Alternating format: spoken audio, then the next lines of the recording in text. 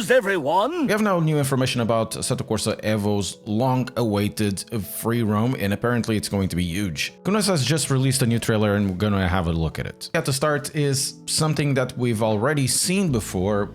It's part of the game already, it's part of other games. The areas around Nordschleife, or the part Nordschleife and the part Nürburgring, the 911 GT3 RS, wonderful car. You can rent this car actually around the area. You can go to some of the tourist rent-a-cars available. And well, this is something that we've already seen in the past. That's not the exceptional part. What is the exceptional part is that it opens up to more freedom. It really depends how much freedom they actually put in the trailer to remove elements that are really in part of the game, or add elements that are not part of the game. For example, as the car goes back to their pit box and you see people around, that's would be very cool to see you know, pedestrians, to see more things, to see people around.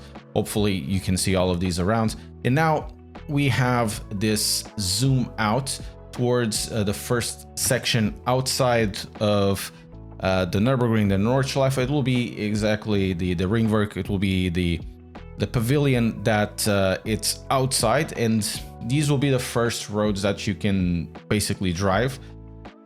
Believe it or not, Sim Racing Expo used to be here. It was a fantastic trip going from all the way to the United Kingdom into there.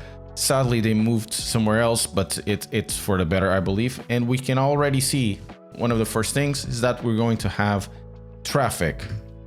Not only traffic, you're going to see, you know, pedestrians all around. The traffic will be generated.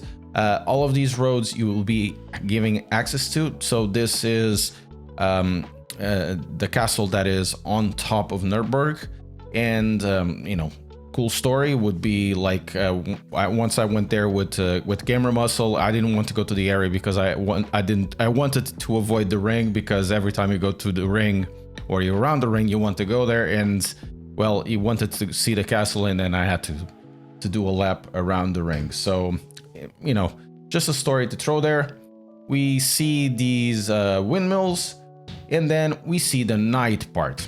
For these scenes, I tried to figure out where things were. Of course, a lot of things are purely generic, and it could be anywhere around this massive area. But this one over here, it seems to be like one of the roads inside of the town of Adenau. I'm not sure how true that is. For example, Adenau is here at the top over here. This should be Adenau. And if we change the rotation, this should be more or less the area where it should be, this area, this little plaza. However, I couldn't really match this church to Adenau. You see the bus stops over there. You see the bus over here. You see this little square over here, or this little fountain. The fountain is here. They have these wonderful lights over there. And there's also another thing you can watch there. So if we go in and it zooms in to the area, this area of Adenau. It seems to be the same type of buildings. You see this building over here with the brickwork in the white. It's brickwork in the white. Of course, not everything is the same. If you turn into the left side, you see, of course, this street lights over there. There's also this wonderful beautiful fountain over there, and over there there's also something that will be appearing. And as you see all of these sections, there's more pedestrians around. Hopefully we can't go over them. And of course you see the statue that I just mentioned. It's that one over there. But they also show the church, which confuses me because the church isn't really in this area, and I couldn't find the church that looks there exactly the same. So I'm looking for your help to figure out where this church is actually in.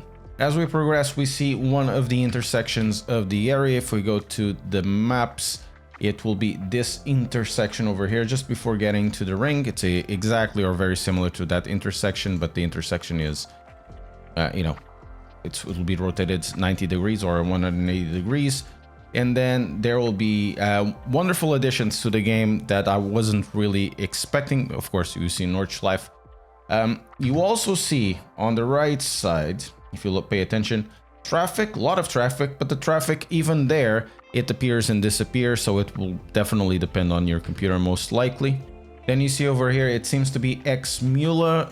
X-Mula over here, it seems to be the same type of corner, and then the track will be in this area. So there's lots of attention to the general area, the free roam in the main areas. And then you have other things as well that we'll show here that will be extremely important, namely the wooded areas, because you don't really just want to be in the main roads, you also want to be around the areas that are more forested.